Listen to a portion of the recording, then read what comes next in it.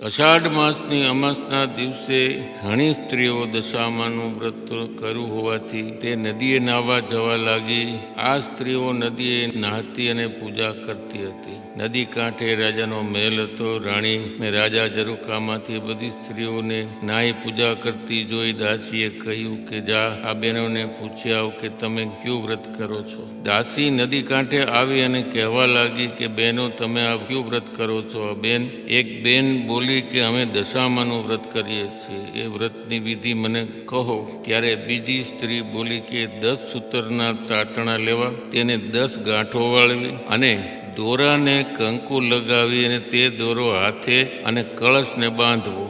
એક માટીની સાંઢણી બનાવવી, તેની સ્થાપના કરવી, દશામાના નામનો દીવો કરી પ્રાર્થના કરવી અને 10 દિવસ નકોરડા ઉપવાસ કરવા અથવા તો એક ટાણું ભોજન કરવું. દાસીએ મહેલે આવીને રાણીને બધી વાત કરી. રાત્રે રાજા ઘેર આવ્યા એટલે રાણીએ રાજાને પૂછ્યું કે હું દશામાનું વ્રત કરું. રાજાએ પૂછ્યું કે દશામાનું વ્રત કરવાથી શું લાભ થાય. રાણીએ કહ્યું કે નિર્ધનને ધન મળે, પુત્ર પરિવાર વધે, સુખ શાંતિ અને સંતોષ મળે. આ રીતે વ્રત કરનારને દરેકની મનોકામના પૂર્ણ થાય. ત્યારે રાજાએ અભિમાનમાં છલકાઈ બોલે, મારે ધન દોલત રાજપાટ હાથી ઘોડા પુત્ર પરિવાર બધું જ છે, મારે ત્યાં કશી કમી નથી, તેથી વ્રત કરવું નથી. આ સાંભળીને રાણીને ગુસ્સો આવ્યો.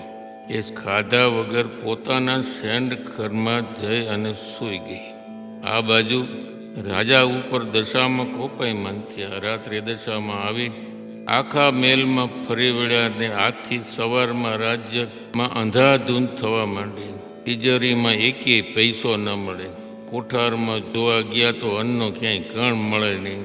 આ બધી વાત આખા નગરમાં ફેલાતા પ્રજાજનો કહેવા લાગ્યા કે હે રાજા, તમે નગર છોડીને ચાલ્યા જાઓ, તમારા ઉપર દેવીનો કોપ ઉતર્યો છે, તેથી તમારે માથે ખરાબ દશા બેઠી છે. આ સાંભળી રાજા રાણી બંને પુત્રોને લઈ નગર છોડીને ચાલી નીકળ્યા. નગરની બહાર બગીચામાં તેઓ આરામ કરવા બેઠા.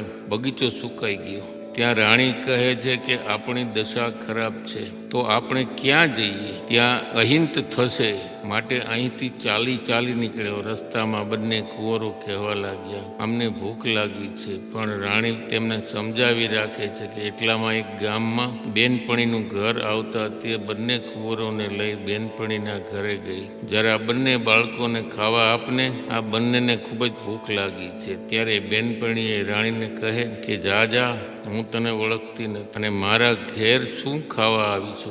આથી રાણીને ઘણું દુઃખ થયું અને પછી તો તેઓ ત્યાંથી આગળ ચાલી નીકળ્યા. રસ્તામાં બંને કુંવરને તરસ લાગી. એટલામાં વાવ આવતા રાણી બંને કુંવરને લઈ અને પાણી પીવડાવવા જાય. ત્યાં તો દશામાએ અદૃશ્ય સ્વરૂપે બંને બાળકોને પાણીમાં ખેંચી લીધા.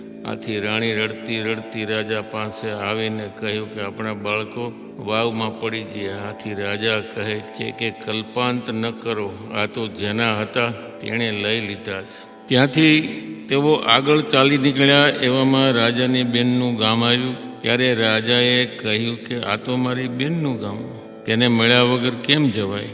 ગામમાં પખાલી સાથે કહેવડાયું કે તમારા ભાઈ ભાભી તમને મળવા આવ્યા છે. ત્યારે બહેનને વિચાર આવ્યો કે ભાઈની દશા ખરાબ હોવી જોઈએ, નહીતર મારા ભાઈ હાથી ઘોડા પાલખી સાથે આવે. ચોક્કસ તેમની દશા ખરાબ હોવી જોઈએ. તેથી તેને પખાલી સાથે સુખડી તેમજ સોનાનું સાંકળું માટલીમાં મૂકીને ભાઈ જ્યાં બેઠા હતા ત્યાં મોકલ્યું. પરંતુ જ્યારે રાજાએ માટલી ખોલી ત્યારે સુખડીના કોલસા થઈ ગયા અને સોનાનું સાંકળું સાપ બની ગયો. ત્યારે રાજાએ વિચાર કર્યો કે માં જણી બેન કોઈ દિવસ ભાઈને મારી નાખવા માટે રાજી ન હોય.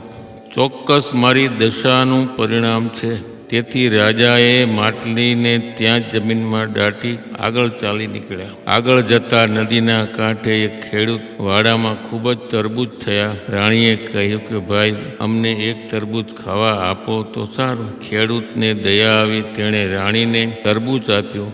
પણ રાજા રાણીને સૂર્ય આથમ્યા પછી ન જમવાના નિયમ હોવાથી તેઓ તરબૂચ ત્યાં જ મૂકીને સૂઈ ગયા. ત્યાં તો બાજુના ગામનો રાજકુમાર રિસાઈને નાસી ગયો હતો. તેથી તેને સૈનિકો કુંવરને ખોળતા ખોળતા ત્યાં આવ્યા. હવે રાજા રાણી પોતાની બાજુમાં જે તરબૂચ મૂકીને સૂતા હતા તે દશામાના પ્રતાપે ખોવાયેલા કુંવરનું મસ્તક બની ગયું. તે જોતા સૈનિકો રાજા રાણીને અપરાધી ગણી ખૂબ જ માર માર્યો અને પછી તેમને દોરડાથી બાંધી પોતાના રાજા પાસે રાજમહેલમાં લઈ ગયા. પછી ત્યાંના રાજાને પોતાના કુંવરનું મસ્તક જોઈ ગુસ્સે થયા. બંનેને પોતાના પુત્રના હત્યારા ગણીને જેલમાં પૂરી દીધા. આવી રીતે દશામાનું વ્રતનું અપમાન કરવાથી મહેલમાં રહેનારા જેલમાં રહેવા લાગ્યા. એમ કરતા કરતા બીજા વર્ષે શ્રાવણ માસ આવતા રાણીના મનમાં થયું કે મારા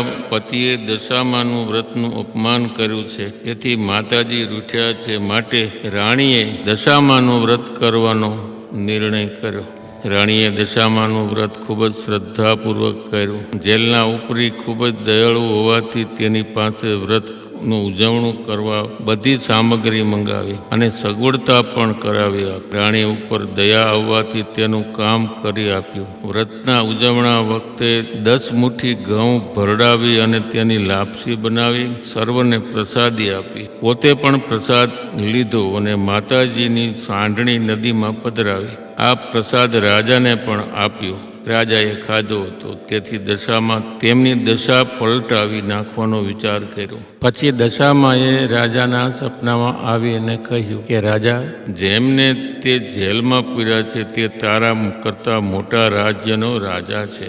તેણે તારા પુત્રની હત્યા કરી નથી, પરંતુ તારો પુત્ર આવશે માટે તું જેલમાં પૂરાયેલા રાજા રાણીને છોડી તેમની ક્ષમા માગજે. જો તું આ વાતચીત સાચી નહીં માને તો જેવી તેમની દશા થઈ છે તેવી તારી દશા થશે. એમ કહીને અંતર ધ્યાન થઈ ગયા. રાજા ઉઠી ઊંઘ આવી નહીં, તેથી તેમણે સવાર વહેલા ઉઠી અને પોતાના સ્વપ્નની વાત સર્વેને કહી સંભળાવી. એટલામાં રાજકુમાર પણ માની કૃપાથી પાછો આવ્યો. રાજાને ખાતરી કરવા પેલું કુંવરનું માથું જોયું તો તે તરબૂચ નીકળ્યું. પોતાનું સ્વપ્ન સાચું લાગ્યું, તેથી તે પોતે પણ જેલમાં જઈ રાજા રાણીને છોડી તેમના પગમાં પડી તેમની ક્ષમા માગી. તેમને રાજમહેલમાં લાવી તેનો સારો આદર સત્કાર કર્યો. પછી સર્વે હકીકત કહી સંભળાવી. આથી રાજા રાણીએ તે રાજાની રજા માગી. રાજાએ હર્ષ સાથે હાથી, ઘોડા, રથ, નોકર ચાકર વગેરે આપ્યું. રાજા રાણી ત્યાંથી રથમાં નીકળ્યા. પોતાના રાજ્યમાં આવતા રસ્તામાં રાજાની બેનનું ઘર આવ્યું. રાજા વિચારે છે કે લાવ હવે માટલું કાઢી જોઉં.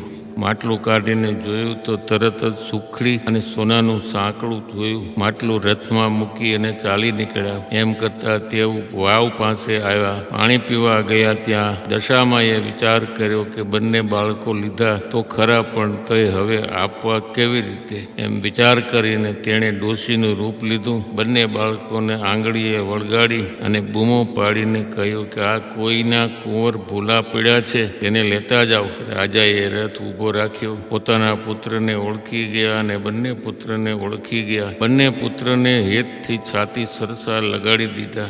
આ ડોશી દશામાં પોતે હતા. રાજાને કહે કે હવે તમારી દશા વળતી થઈ છે. તમે તમારા રાણીને અભિમાનમાં છલકાઈને દશામાના વ્રત વિશે ગમે તેમ બોલ્યા હતા, તેથી તમારી દશા કઠણ બની ગઈ હતી.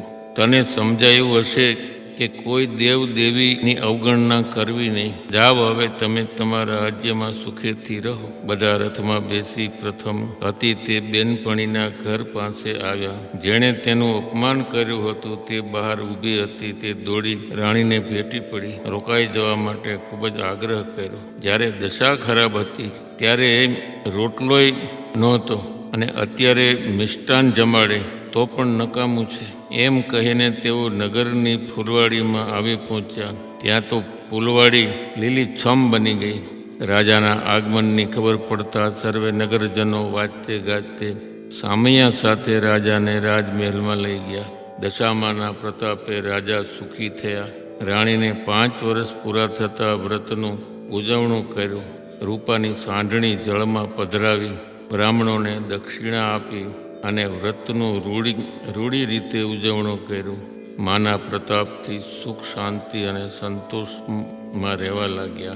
જય દશામાં. જેવા રાજા રાણીને ફળ્યા તેવા સર્વેને ફળજો. વ્રત કરનાર, વાર્તા લખનાર, વાંચનાર સર્વેની દશા સુધારજો. સુખ સંપત્તિ અને સંતતિ આપજો. શ્રદ્ધા અને વિશ્વાસનું પ્રદાન કરજો. જય માં, જય માં, જય માં.